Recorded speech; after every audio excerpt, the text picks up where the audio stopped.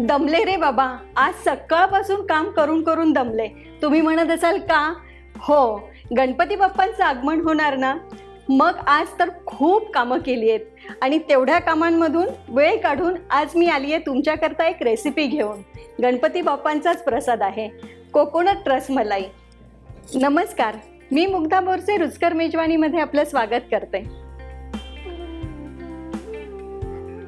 चला तर मग ब्रेड कोकोनट रसमलाईला आता आपण सुरुवात करणार आहोत. मी गॅस सुरू करते, पॅन तर ठेवलेलाच आहे. आता आपण ब्रेडच्या आतमधलं जे फिलिंग आहे ते करणार आहोत. जे सारण करणार ना, जसं मोदकला आपण उकडीच्या मोदकला जसं करतो ना, तर अगदी तसंच करणार आहोत. थोडंसं तूप टाकते. हे अर्धी वाटी खवलेलं खोबरं आहे आणि ही 4 टेबलस्पून साखर आहे. अगदी थोडं परतवून घेणार आपण साखर वितळेपर्यंत.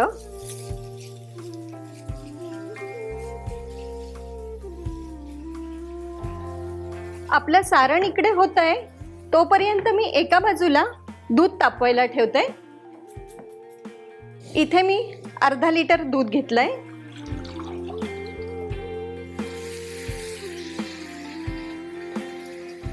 खोबऱ्याचं आणि साखरेचं मिश्रण एकदम छान झालंय. आता आपल्याला थोडेसे ड्रायफ्रुट्स आणि वेलचीची पूड आणि थोडंसं केशर सिरप आपण टाकून घेणार आहोत. हे ड्रायफ्रुट्स टाकते. ही वेलची आणि साखर थोडीशी वाटून घेतली आहे, क्रश करून घेतली आहे आणि अगदी थोडंसं हे केशर सिरप टाकते.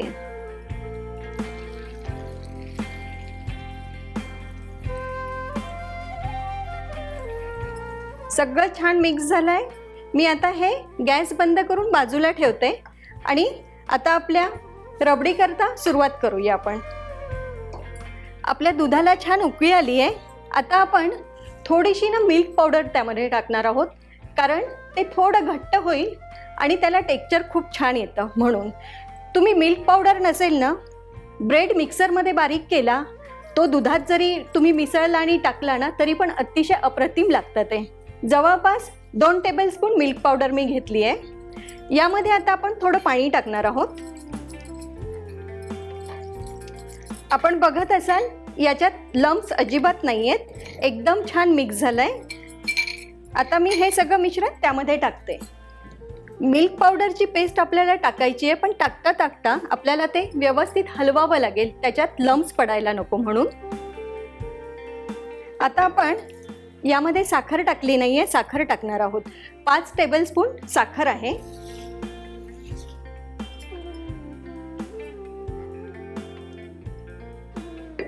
लगेचच आपल्याला केशर, वेलची हे सिरप जे आहे ते टाकून घ्यावं लागेल. आपण आता साखर टाकली आहे. दूध पुन्हा थोडं पातळ होईल, थोडी घट्ट होण्याची वाट बघू आपण. आपल्याला हवी तशी रसमलाई एकदम छान झाली आहे.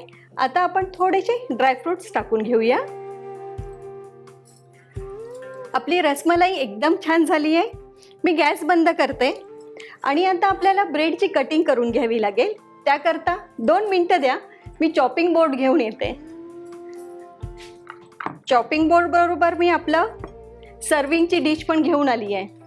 आता आपल्याला ना ह्या ब्रेडच्या कट करून घ्यायच्या आहेत. अशा स्लाइस थोड्याशा गोल कट कराव्या लागतील.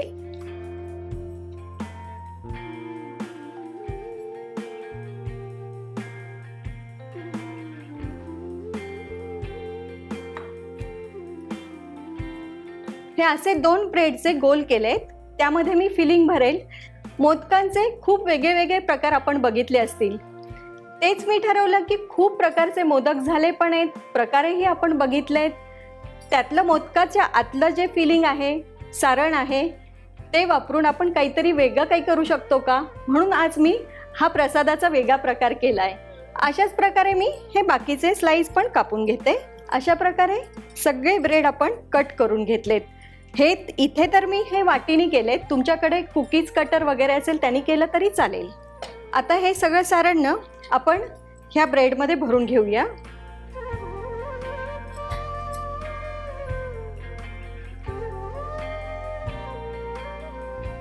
आणि दोन्ही हातांनी प्रेस करायचं आहे त्याला, व्यवस्थित दाबून राहिलं पाहिजे असं. हे बघा, अशा प्रकारे आपले सगळे ब्रेड झालेत फिलिंग भरून. आपली ब्रेड कोकोनट रसमलाई तयार आहे. ती आता आपण सर्व करून घेऊ.